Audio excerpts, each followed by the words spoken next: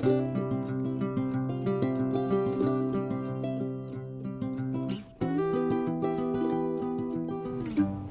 friends, it's Ali. Welcome back to my channel. Today I'm sharing with you a single page hybrid scrapbooking layout. This layout is completely hybrid this time. There are very minimal physical products in this layout, and quite honestly the physical products is just pattern paper. And the pattern paper that I used is an older Simple Stories collection. I don't know the name of it at the moment. I'll see if I can find it. So the part of the layout that I'm working on right now is the main layer. It's got everything on it from the photo to the journaling down at the bottom.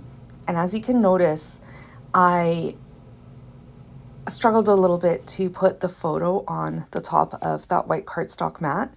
When I was cutting it with my Cricut, I learned that I needed a new mat because it got caught on the blade and crinkled the paper. I wasn't too worried about it though, because I knew that I would be able to cover it and work with it. And at the end of the layout, or at the end of the video, you're hardly going to be able to notice that the paper was crinkled.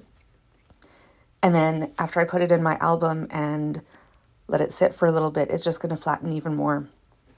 So if you do ever encounter little mishaps like that, just go with the flow. If it doesn't work out, I mean, no love lost. You can just print it again. Yeah, it's a little hard on paper, but in the end, it's not that big of a deal. But happily, this worked out for me. So as I was rambling on, I added a piece of really old, I think that's Stampin' Up pattern paper. Yes, that was actually in my stash and had been torn at some point using my paper tearing tool. And I thought it would work really great for layering underneath my photo and filling that white space between the journaling and the picture. So on top of that, I'm adding my title, which is Cleverly Disguised. I created that in Cricut as well and attached the words cleverly and disguised to an offset. So there's a little bubble that cuts around it. And those cut as just one piece. So if I didn't do that, Cleverly and Disguised would just write on the paper and stay there. It wouldn't cut out. So I like to use the offset to get around that, and then it cuts and prints all at the same time. And then I use the same method for the embellishing on the right-hand side of that mat.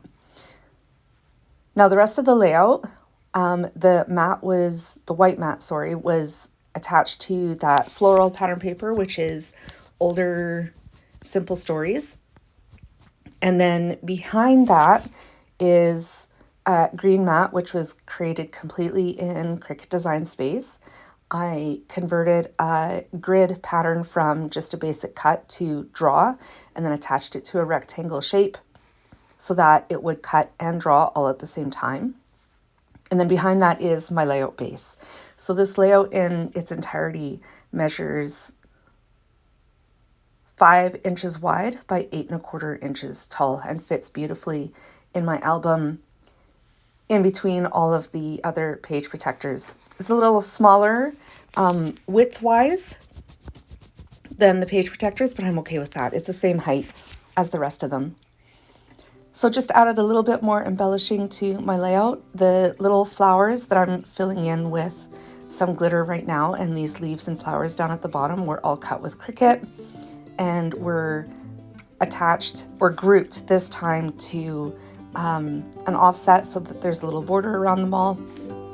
And once I was done adding all of the glitter to the florals, this layout is done. By the way, I colored in those images as well that are next to the title with alcohol markers As you can see, these are my close-ups. Thank you so much for joining me today.